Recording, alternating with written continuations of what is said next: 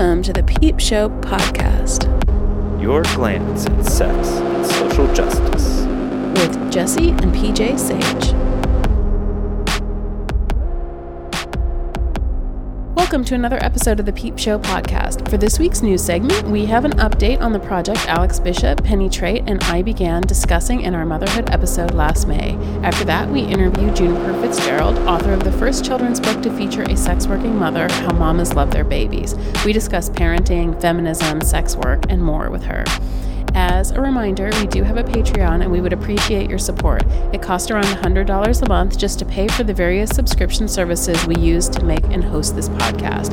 Please help us continue our work by visiting us at patreon.com/peepshowpodcast. Okay, so we're here with Bishop and Penny Trait, who you might remember from a few episodes ago when we did a roundtable, in fact, a whole episode on motherhood and sexuality. And for today's news segment, we wanted to kind of follow up with the conversation we had about some of the projects that both of them were launching with you as well, Jesse. Mm-hmm. Do one of you want to kind of jump in and explain to folks all of the good work you've been doing and what you've launched? When we had this conversation on the podcast, we had such an outpouring of people in the community who are mothers who totally appreciated that we were talking about this, who expressed a lot of their own concerns, like in the wake of the episode. And it really catalyzed us to want to do something to create both community and to come up with ways to fundraise for mothers who were having custody issues or things like that. Store is I Give a Fuck. Can you explain to folks how I Give a Fuck works? Sure. So basically, we wanted a way to raise funds to aid mothers in need, particularly sex working mothers, but all mothers really. And we decided the best way to maybe do this was to reach out to the community and ask people who were interested in donating their content for a great cause. We then turn around, sell the content, and with our profits, 100% of our profits go to mothers in need. Yeah, I think one of the things that we should add here that I think is really important is that part of the work that we want to do is destigmatize sex working moms. So absolutely, the idea that we would use the work that we do in order to do good and not just to segregate that out was really part of why we wanted to create a clip store as a charity project. Yes. One thing that always stood out to me about the adult community is how giving we are and how, big a lot of our hearts are, how we want to help each other. And so that always kind of pushed me as well, because I want to show the rest of the world that has this idea of what sex workers are, that, we're just human and we're actually really great humans, and we can do such big things with pornography. It sounds cheesy, but we want to save the world with our porn. I guess one of the things is that, you kind of explained your interesting and unusual model for raising funds by getting in-kind donations from performers and then selling them in a dedicated clip store. But from what I understand, part of that too was motivated by the fact that a lot of more vanilla fundraising sites like Patreon or Indiegogo or those kinds of things have become really anti-sex work. And so it's been harder and harder for sex workers to raise money on those sites. Sure. To be honest, we had someone particular that we wanted to raise funds for, Nectar Choke. She was going through a child custody battle, and we wanted to help raise funds, but we were nervous about that because we knew that places like GoFundMe and just other various platforms were basically holding the funds that sex workers were raising. And we didn't want to take any chances of raising all this money to turn around and not be able to even provide her with any of it. So we kind of figured, well, why not use, the platforms that we already use to raise money?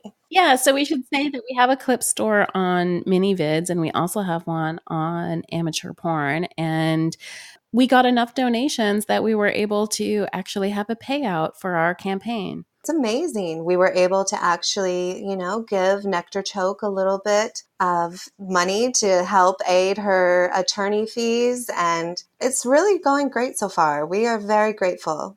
We're also very grateful to be able to say that she won her case. Oh. Yes. I was just going to say that. Let's not forget she just won. Oh, yeah. Which feels like such a victory for all the moms that we know who have these fears and these concerns. It was totally amazing for us, which, I mean, we can't take total credit for. We could only donate a little bit of money, but we were really concerned about this. And this is why we started. And to have a win this early is so amazing to us. Absolutely.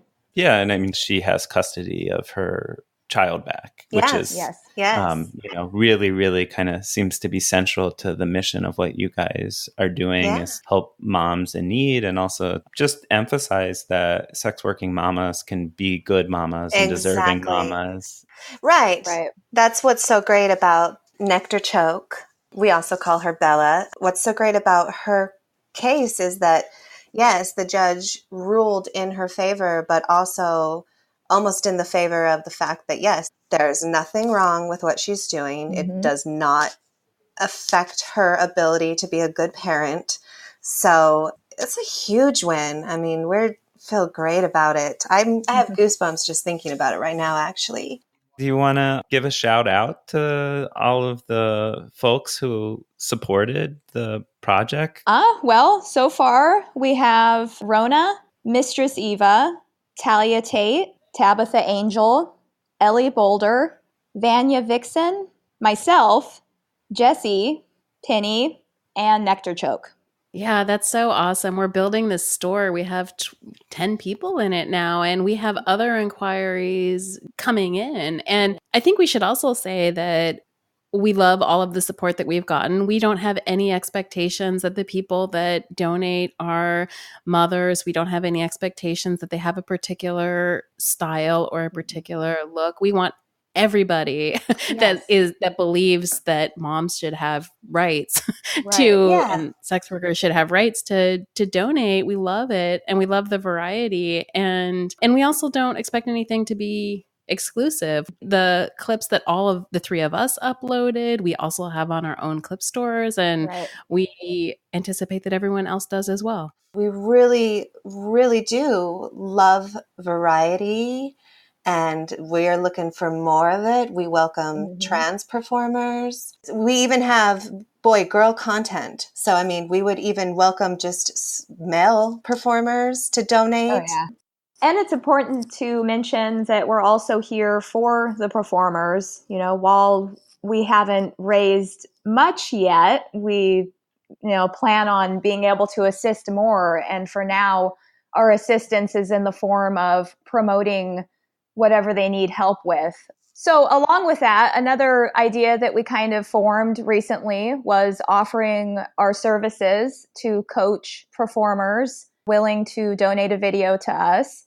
And we realized we were getting some performers that were new in the industry, and we want to be able to help build them up, especially since they're showing support to us. So we're offering those services and promotion. So if you feel like, you want some advice from me, Penny, or Jessie, then you should definitely come and talk to us.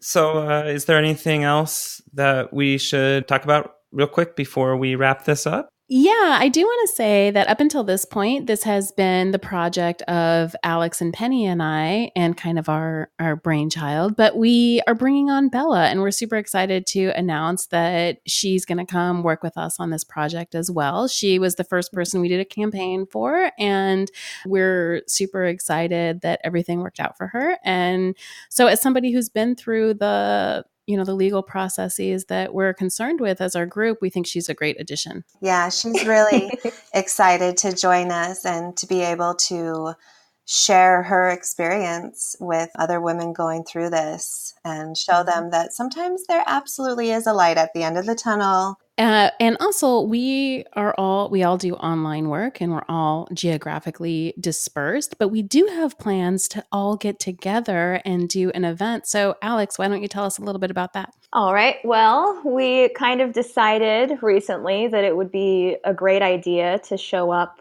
at this coming year's AVN in Las Vegas in January. So we will be headed there, and we're going to be promoting I Give a Fuck, and we're going to be working with models, and we also have a little surprise in store. So make sure you're following us and staying tuned for that.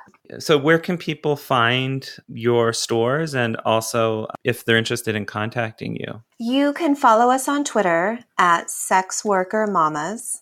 From there, you'll find the links to our stores, our temporary site, which is part of Alex Bishop's site right now. And you can always DM us on Twitter, but if you'd like to email us directly, we're at mothermagdalene@protonmail.com. And we have stores on minivids and amateur porn, and we also take donations through IndieBill. And more to come. We're just getting started, so... That's right. One day we're going to be our own clip store. Absolutely. We think big. We do. We've got big plans. All right. Thank you so much for chatting with us today. Thanks for having us. Yeah, thank you for having us. Thanks for letting me interview you guys. Thanks.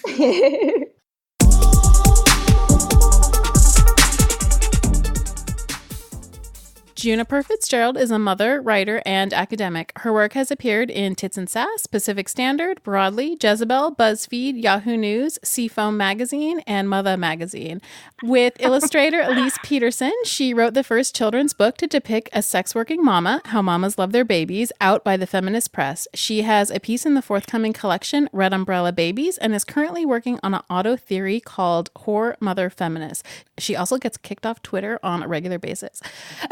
What happened? I saw that you just got kicked off. Tell us before we get started that story. Well, first, hi. Oh my God. Yeah, first, hi.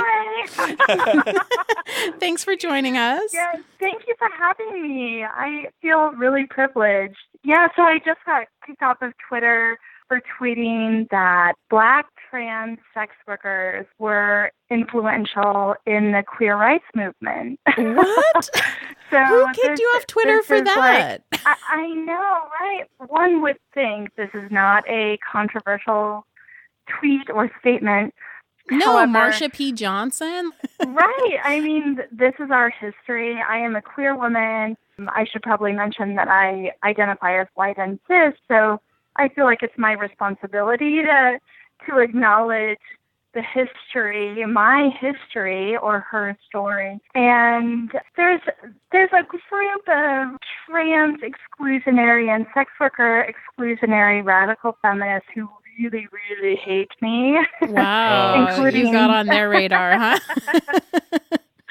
Including Julie Bindle's agent, which is so weird. I don't even know how that happened. But, I'm actually surprised I'm not on her list because I called her out in a Washington Post piece that I wrote, which must have gone under her radar.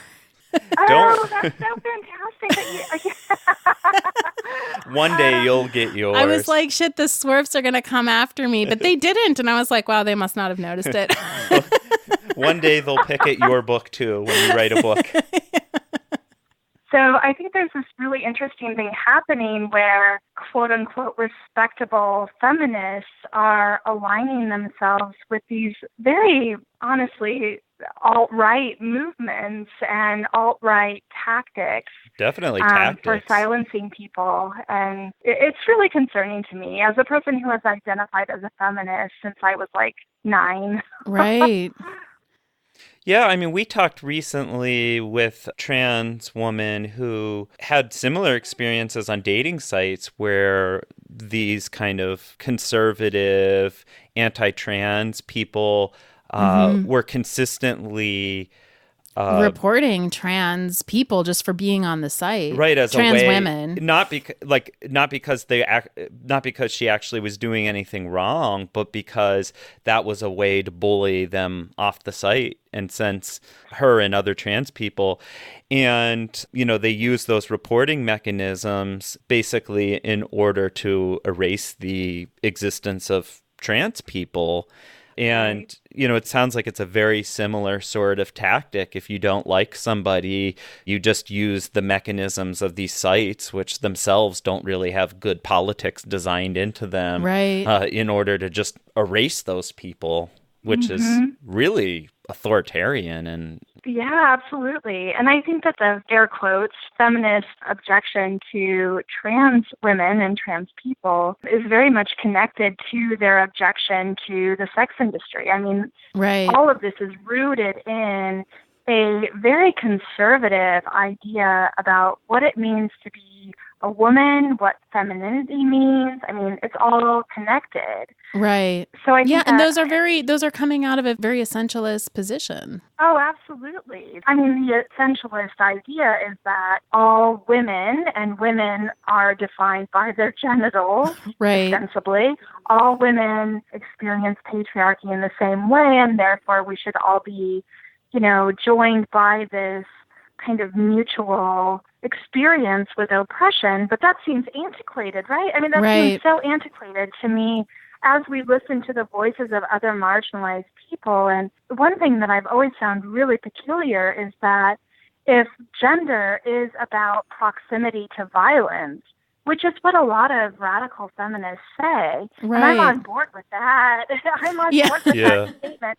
If it's about proximity to violence, then radical feminists, their movement necessarily supports trans women and sex workers, because trans women and sex workers experience more violence than cis women. It's even more deep-rooted than that, I think. I think that it's also I'm trying to think of the best way to say this. I think that it's also a kind of anti-femme position as well. Oh, totally. I used to work in feminist philosophy, and I would go to a lot of feminist philosophy conferences, and philosophy is far behind other academic disciplines in terms of progressiveness. It's very conservative. Our feminist philosophy conferences were still being run by a lot of people who identify as radical feminists, and there was almost a sense there that even if you just had a femme presentation, not somebody who identified as a sex worker or anything like that, just having a femme presentation, that you in some way weren't feminist enough or you were bowing to the patriarchy. Yeah, it's funny. We just interviewed Stoya, and I was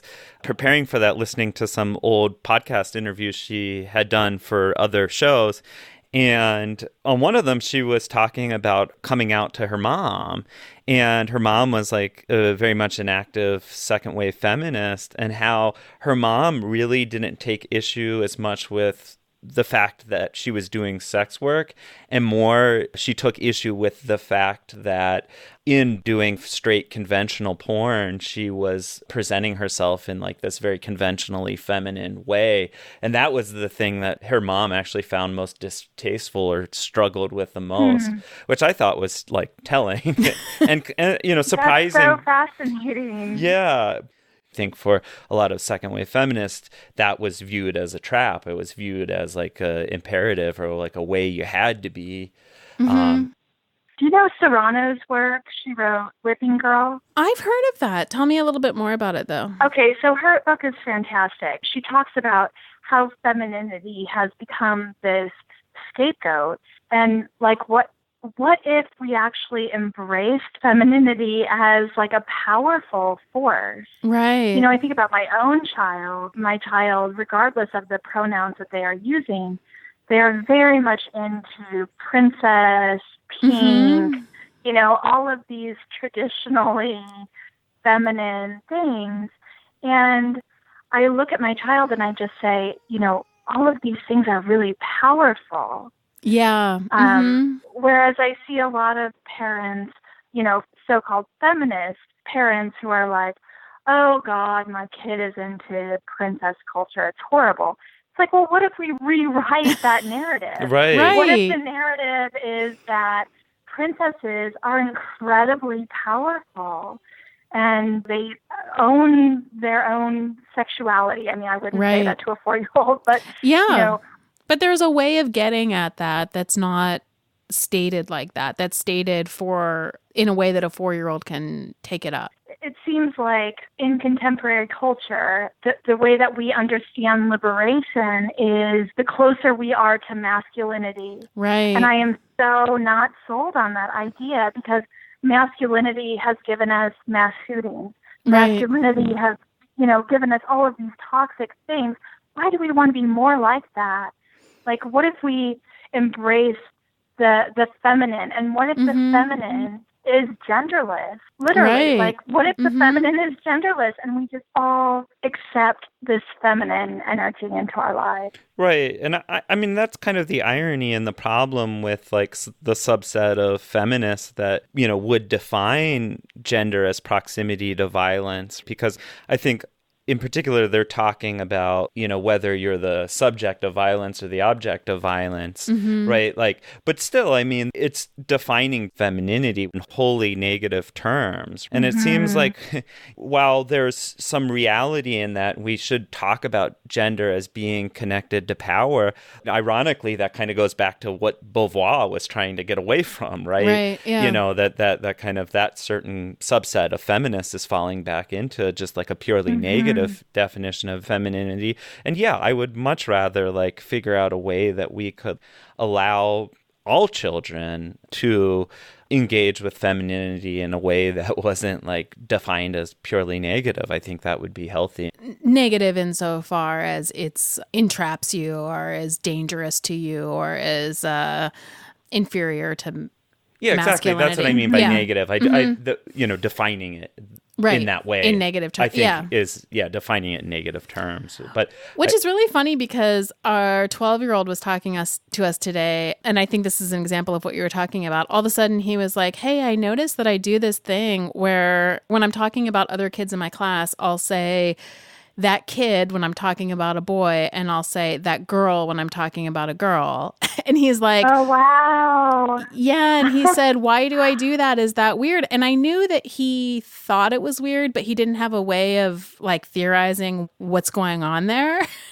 We evoked Simone de Beauvoir and talked to him a little bit about the man being both the positive and the neutral, and the women just being not that. So yeah, I think that's what I'm getting where you're coming from. Yeah, exactly. Yeah.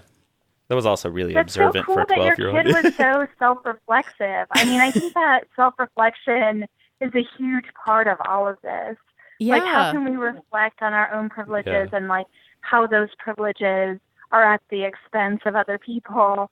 So that's really beautiful that your kid was able to do that. I love that. Yeah. And I said to him, I don't think that you should do that, because I think what it's doing is setting up maleness as, the default and othering women. And he was like, "Oh, I'm really sorry. I didn't mean to do that." And I was like, "No, you don't have to apologize. I think it's awesome that you would even think about that or ask about it." Yeah. It's so interesting. So you said that you were on the East Coast. I'm in Middle America. Oh, my goodness. I'm a Midwestern girl. I mean, we're in Pittsburgh, so it's kind of Middle America. It's the border between the East Coast and Middle America, the gateway to Middle America, if you will. Yeah, to be clear, we are not in any place like this is not cosmopolitan. Yeah. But go on. Sorry to interrupt.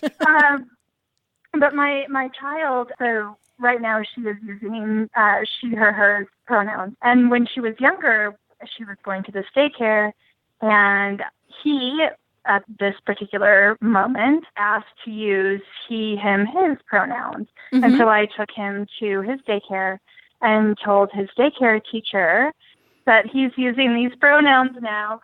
And his daycare teacher just looked at me like so confused. I have no idea what that means.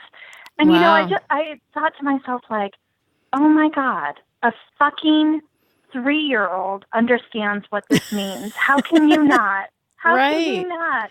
These children, I know there's a lot of discourse about selfishness in the young people and blah, blah, blah, but I have so much faith in young people right now.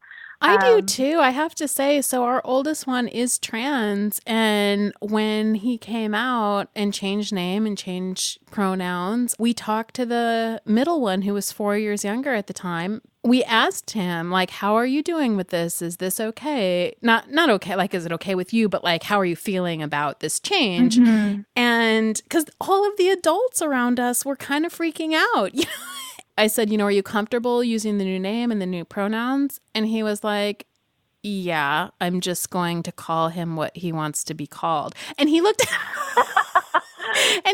us like we were really dumb. Like, why are you making an issue out of this? Like, just use the name and pronouns that somebody wants to use. And I was like, really, why isn't this that easy for everybody else? Yeah. Right? I mean, it's so simple. A lot of willful ignorance. I mean, people, I think, in a lot of cases, especially in like bureaucratic positions and such, will play dumb as sort of a power move. Yeah. We've learned that in different instances and dealing with like medical institutions and stuff, with our oldest, that's a way that, they can often resist progressive gender politics, and they can, throw a wrench in the system just by playing dumb and make life really hard for you. And it's just a very non-confrontational, tedious way that, they can punish you for like believing that people should have the right to self-determine their own gender. I mean, I think that's a really interesting comment, because I think that punishing people because of their gender is aligned with this state-sanctioned punishment of people who are involved in sex work. Yeah, that's a really good segue. Very much connected. Tell us how you think that's connected, or what you see within sex work. So, I mean, there's a reason why TERFs and SWERFs are the same people, right? Like, there's no TERF who's like, I support sex workers, and there's no SWERF who's like, I support trans people. Right. They're all connected. Let me just interject for the people who are listening who don't know what that is. So the TERFs are the trans exclusionary radical feminists, the feminists who oppose trans identities, and the SWERFs are the radical feminists who oppose sex work. Right. And who often use words like prostituted woman, right. Who are really pushing this trafficking narrative as well. Oh, absolutely. Yes. Which is, by the way, a very lucrative narrative. Yeah. But this very passive language. So I think that TERFs and SWERFs, so people who exclude trans people and people who exclude sex workers from their feminist philosophy, they're one and the same. Yeah. Because they have this very strict idea of what it means to be a woman. Yeah. And it's a very white, middle class and or upper class idea of womanhood. And I have to say one of my favorite quotes, Bradley Cooper, I believe is her name, she said, so much violence against Black people has been at the hands of white men who are trying to protect the womanhood of white women. So I'm paraphrasing there. I don't think that was verbatim. But so I think that all of these movements against trans folks and against sex workers are part of that. They're part of that desire to protect white womanhood. And they might not even be conscious of it. I mean, many of these women call themselves feminists, as we know, but it really goes back to this idea of what is respectable womanhood? Yeah. And how do we protect it? And we can measure what is respectable by what we think is not respectable. Right. So yeah, and I mean, sex workers always fall into that, or the example of non-acceptable or non-respectable womanhood. Right, absolutely. And the only way that you gain respect is if you say that you are a victim. And that's not to deny the fact that there are victims in the sex industry. Mm-hmm. Anytime there is an industry under capitalism, you're going to have victims. That's, undeniable. But I think there is this problematic narrative and discourse wherein the only time you can gain respect in society as a sex worker, as a trafficking victim, as whatever, is if you say that you are a victim. You can never have any kind of agency. Right. No, we've talked to a lot of women who escort who were doing so on their own volition, who, when they had legal trouble, were advised to say that they were trafficked. That was the only way that they could get out of the charges that were being brought against them. Right. And I mean, to some degree, there's an element of truth in where these feminists are coming from. I mean, I think they're probably right that the situation for sex workers would be less exploitative if our society was less patriarchal.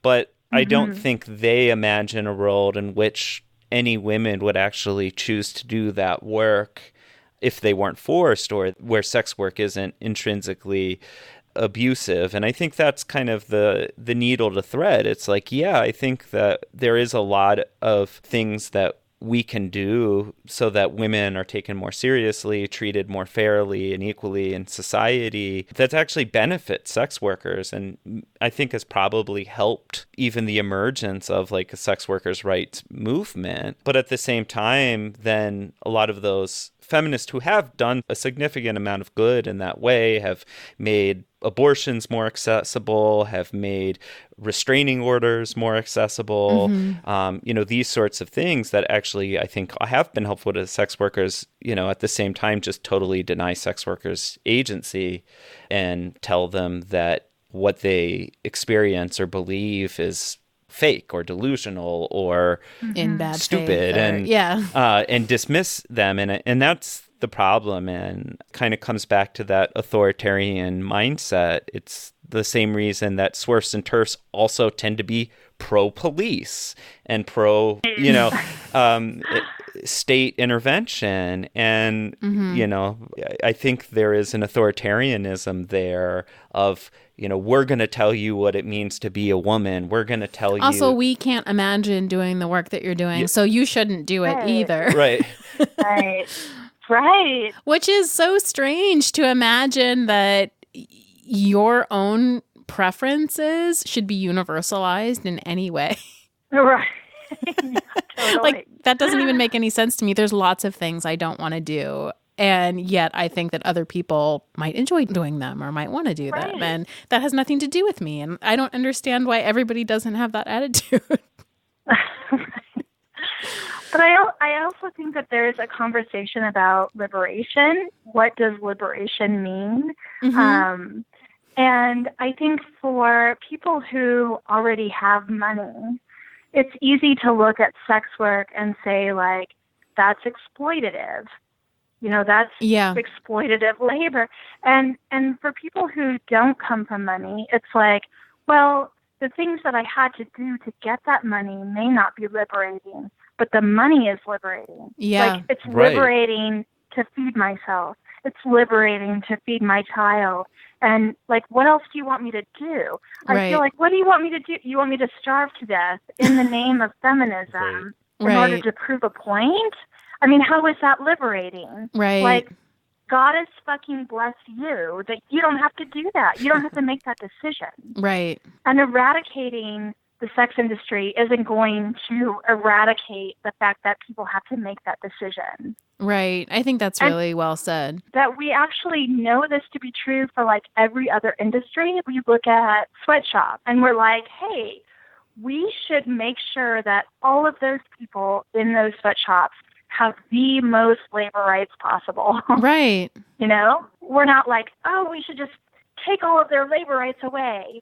Right. Nobody would ever say that. Would never be a progressive position. Yeah, there's something specific about sex work that changes the discourse altogether around labor. And it's really interesting. And it's held to a different standard than other kinds of work. All sorts of people in all sorts of occupations get up in the morning and don't want to go to their job, but do want the money that their job is going to bring. And so they go to work because they have decided that they would prefer to live in a world where they have that money.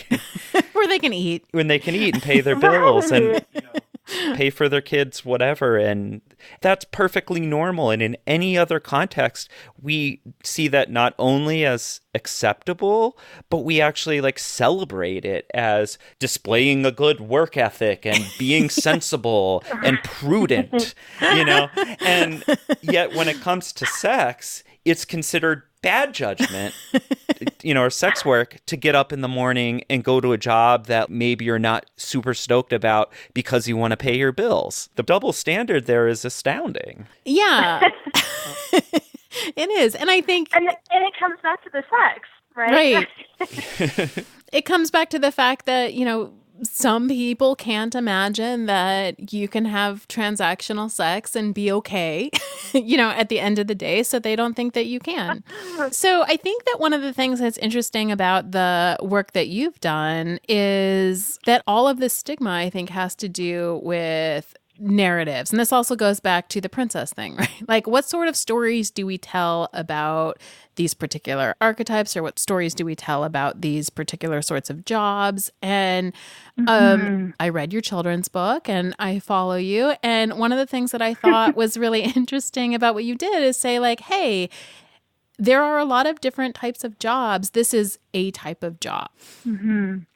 And I was wondering if you could tell us a little bit about your motivation for doing that. Oh, that's such a great question. And it's so complicated. In an adult conversation, I want to complicate this idea that sex work is always a job, because we know that it's not always a job for everyone. But when I wrote the children's book, I had been a sex worker for over a decade. I had just had a baby.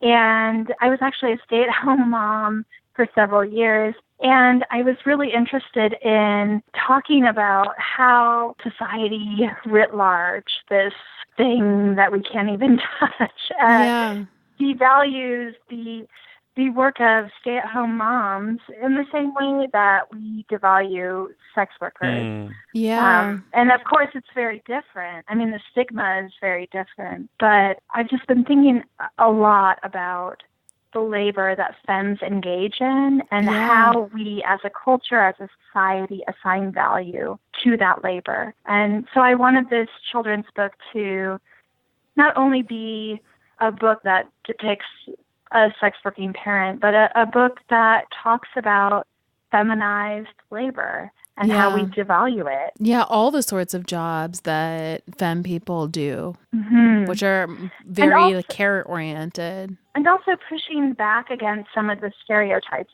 You know, the book has like a pilot who is a femme person. Mm-hmm. So just trying to reimagine what labor means.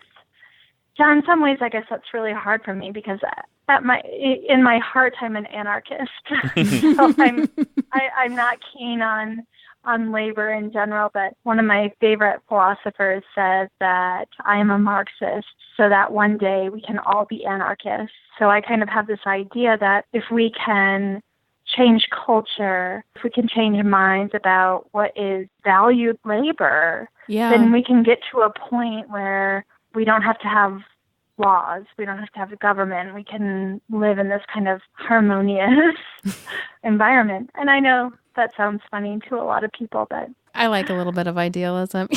we can strive toward. Yeah. But I have to have some faith in idealism. Yeah. Especially in Trump's America. Yeah. In order to keep you need to hang on to something. And I think going back to the conversation we were having earlier, I do think that there is some hope, because I feel like even in the midst of this terrible, terrible political climate that we're in right now, with younger people, there does seem to be a shift in attitude, particularly around sexual politics. Mm-hmm. Absolutely. I mean, I might be in a bubble, and I probably am, but I do see some forward progress. What's interesting to me is that millennials and younger generations are really invested in identity, which is, it's so different than my generation. You know, my generation as a queer person, like we have this conversation all the time.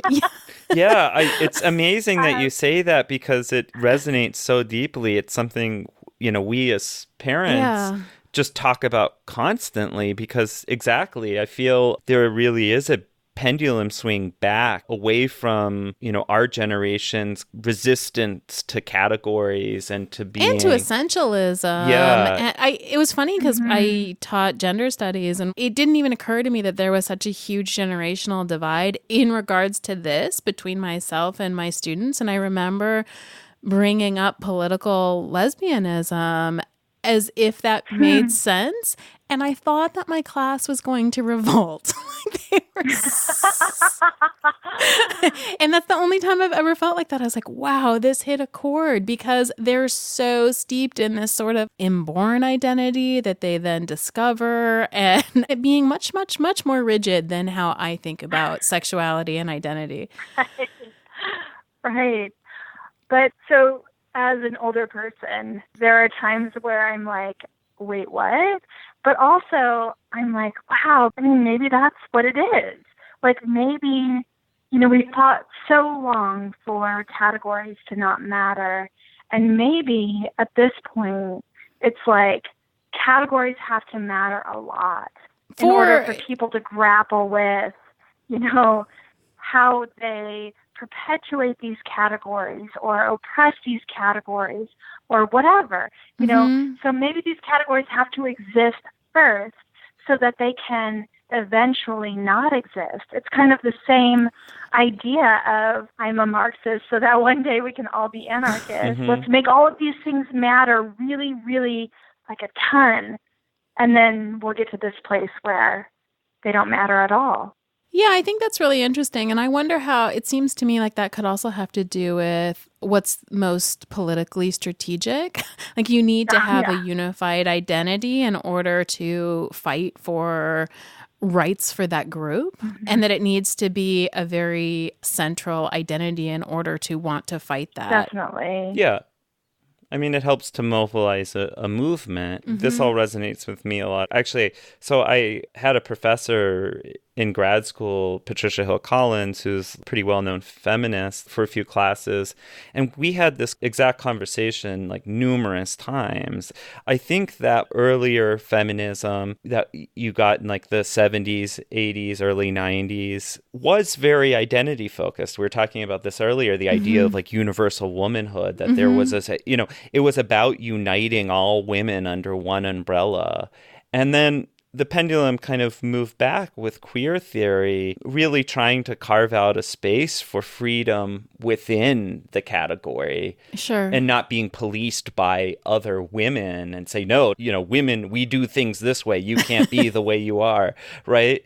And having like more individual freedom within the group. And then I think now the pendulum swinging back towards some group identities, because in the big picture, movement politics, you need that to make big legal political changes. And I feel like part of that's just each generation correcting for the last generation. And very dialectical. Yeah. Yeah, but it is because there's dialectic for sure. It is. And it's just... But that's just how it is we are kind of reacting to what came before us, and, the next generation will react to us. And I actually think in some ways how our children are approaching things like gender and sexuality today, in many ways are different and have progressed, and in some ways do resemble more how like the second wave feminists were talking about things in the 70s. And that's interesting to me. Second wave feminists were fantastic in talking about institutions and structure. And I think they did a really, really good job of that.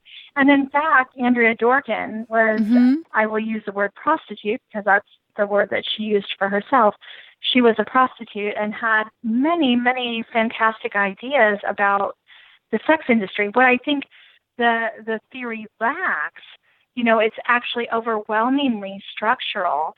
What it lacks is the kind of interpersonal and individual ways that people resist structures. Right. Yeah. So while we all live under these structures, and they're always oppressive, always, no matter what labor we're doing, for some people to make a couple bucks and put food on the table really is liberating. Yeah. And that's not to say that the work is liberating, but it is to say that people have these small ways of rejecting these oppressive structures. And I think that's what second wave feminism leaves out. I think we can say that for some people, the work itself is worthwhile and is liberating, and they enjoy doing it, because that also seems to be true. Oh, totally. Absolutely. I think that's absolutely true.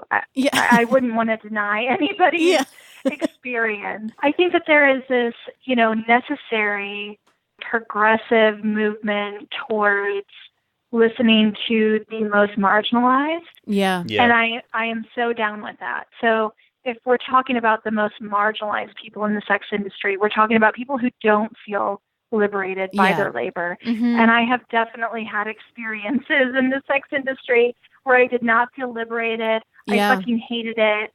I hated the client. I hated all of it. Right. But what felt liberating to me was that I had money to stay in school and stay under a roof. Yeah. Yeah, I think all of that is important because it's a complicated thing and you can't paint any of it with generalizations or broad brushstrokes. Right. And that's kind of the point, right? Is that we should be open to hearing all of those different perspectives or allowing for all of those different experiences. And one doesn't have to come at the expense of the, there doesn't have to be just one way of talking about sex work. That's like the quote unquote right way. You get into this exploitation, empowerment debate that, so often sex work becomes reduced to, and it that kind of narrative, like that black and white narrative, comes at the expense of caring about and appreciating and respecting like individual sex workers' actual like stories and experiences. And to me, that's what's most important is, how do we make space for respecting and honoring each individual person's truth? Right. And how can these contradicting truths exist at once? I can feel really empowered in one interaction and really disempowered in the other. And what's interesting is that the false dichotomy between empowerment and oppression really mimics the dichotomy between the Madonna and the whore. Right. Yeah, that's a really good parallel. Yeah, talk a little bit about that. There are two options, legally and socially. Either you disavow everything you've ever done in the sex industry, and then you get resources. So you're a victim, therefore you get resources. You are praying to Jesus and blah, blah, blah.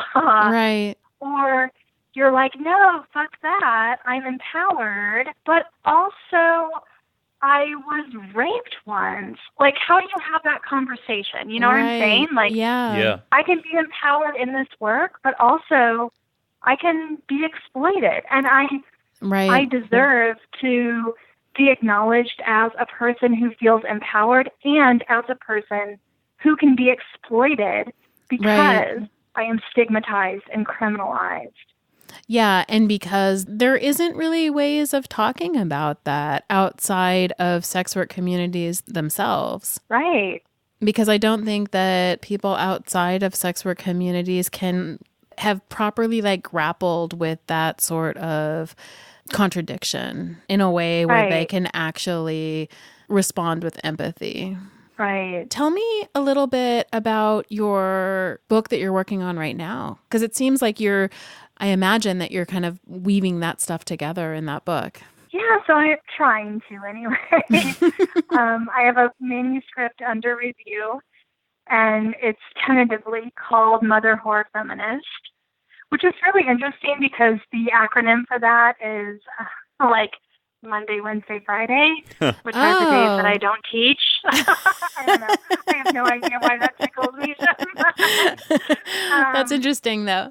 But yeah, so I'm trying to create this auto theory. I don't know if you know Maggie Nelson's The Argonauts? Fantastic work. Yeah. I loved this book. This was my favorite book that I've read probably in the last 5 years. She's amazing. It's a beautiful book that's perfectly executed. It's so good. So I would never try to convince myself that I am of that caliber, but my experiences in the sex industry have been very raw and real, and I want to use those experiences to, one, to expose the pitfalls in feminism writ large. And second, I want to talk about like where our movements meet. Yeah. You know, there's all of this second wave theory that's actually really quite good. It just misses the mark just slightly. Yeah. And I want to talk about where we can meet. Yeah. And where we can stop perpetuating harm against each other. Was it more personal than any of the other things that you've written? Yeah, so this particular manuscript, so I don't know if Feminist Press is going to take me on. It's so interesting how the writing world mimics sex work. I'm like, oh my God, are you going to be my daddy or no? But this manuscript was my heart. So it's a lot of, you know, theoretical critiques of feminism, but also the kind of arch of this manuscript is I started writing a journal at the age of 9, and I include my journal entries as interludes to these chapters because I want people to understand, you know, even for me, going back to these old journal entries, it's like, holy shit, that's what it was like to be a femme in the Midwest, growing up and being queer and trying to find my way. It was really emotional. Yeah. Hopefully it results in something productive. As it stands now, the manuscript is about these archetypes that we have as femmes. Yeah. You know, I did all of these things to understand these archetypes of women, but at the end of the day, all of these fucking archetypes have been written by men. Yeah. Men, cis white men. So how do we start to reclaim those narratives? How do we start to write them ourselves? Yeah. And I hope that that's what this book is about, is writing the narrative for yourself. Yeah. So speaking of second waivers, but this is the brand of it that I really like. Are you very familiar with Sixu's work, Helene Sixu? Oh, no, I don't think so. She was always asking the question, like, how would women's writing be different? You know, and I think that there's been a lot of critiques of this because this gets lumped into kind of an essential feminist position, but I don't think that it necessarily has to be. I think we can ask, like, what if femmes told their own stories and, you know, changed these narratives from their own perspective? And there was something about that was always super appealing to me. Oh my God, that's such a beautiful question, because do you know Elena Macy's work? She wrote All the Lives I Want. And she was written up in the New York Times, and the reviewer said something like these women's memoirs. Yeah. Which is so interesting to me because as a femme, it's like, no, that's what we do. We include ourselves because, as second-wave feminists would say, the self is political. Everything is political. And as a person who's in academia, I see all of these people trying to erase themselves from research, erase themselves from their papers, from their essays. Yeah. And we shouldn't be striving for that. Like the feminine writing style, and feminine, again, is this genderless thing. It's something that we can all access. Yeah, as a mother, I actually really liked what she had to say because she said in one of her essays, The Laugh of Medusa, she says that women who are never far from mother write in white ink in reference to breast milk. And I thought there was something super interesting about this because what she was calling for is this very like embodied writing that comes from the body and from the experiences of the body. I love that.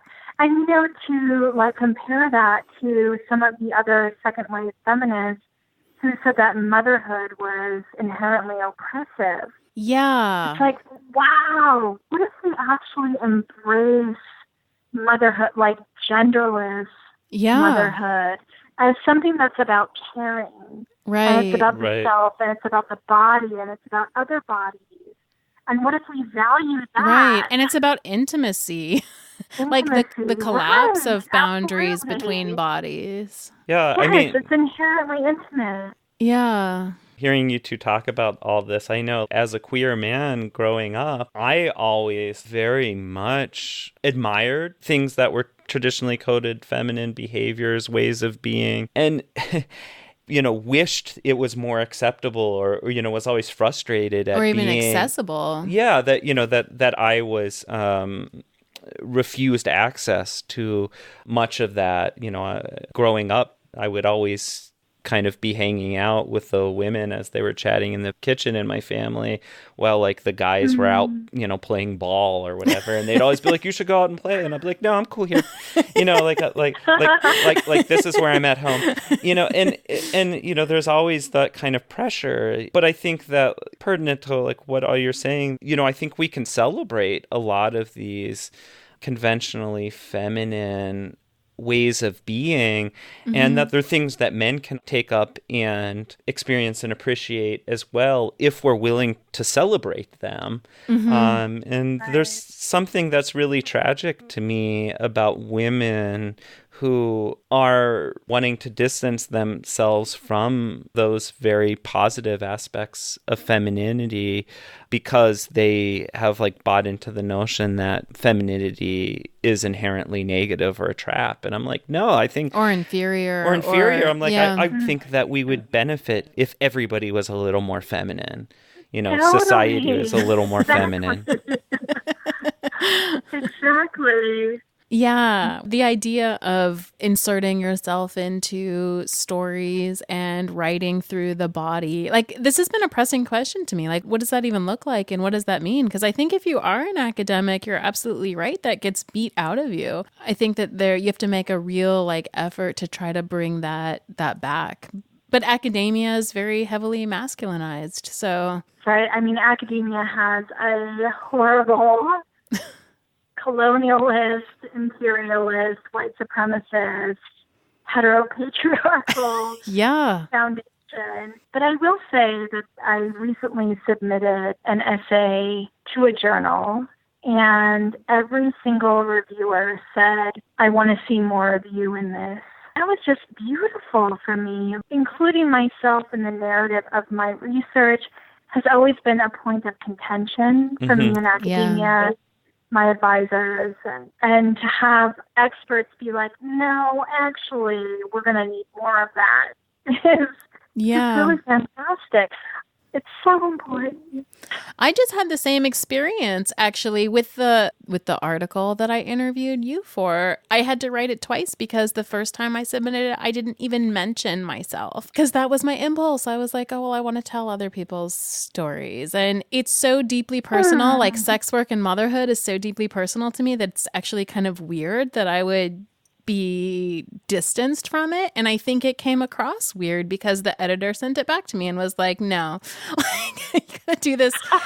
She didn't say it like that. But basically was like, I need you to add yourself in there. And she was trying to be very diplomatic and would put like in margins, are you willing to tell your story about this? And I was like, shit, I gotta redo this. Which I didn't want to do because there's something scary about inserting yourself into writing, but I think it's because it is so powerful to do that. Totally. It's vulnerable. You make yourself vulnerable. Yeah. And you make yourself open to critique. Is there anything else that you're working on that you want to talk about before we wrap this up? Oh, let's see. Maybe I'll just say that when I was at my lowest, sex workers were the ones who showed up for me. And I am so deeply, profoundly grateful for my community. And I hope that the things that I write can be one small way that I give back. Oh, that's really nice. Community. Yeah. And that's a really positive note to end on. Where can people find your writing and find your work? So you can find me at Juniper Fitz on Twitter if I'm not banned. And I write under Juniper Fitzgerald, and I'm at Tits and Sass and Mother and Pacific Standard and Yahoo News and a few other publications. So awesome. You can find me there. Okay. Thanks so much for coming and talking to us today. Thank you so much for having me. It's been such a pleasure. I really enjoyed it.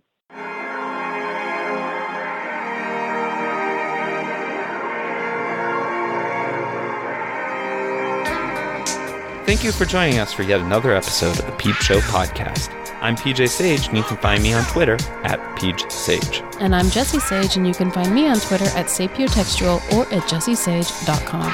We would like to remind you that we have a Patreon account and would appreciate your support. Please visit patreon.com/peepshowpodcast. Our music is courtesy of Joe Kennedy. The show was produced by Jessie and PJ Sage. Signing off. Have a great week.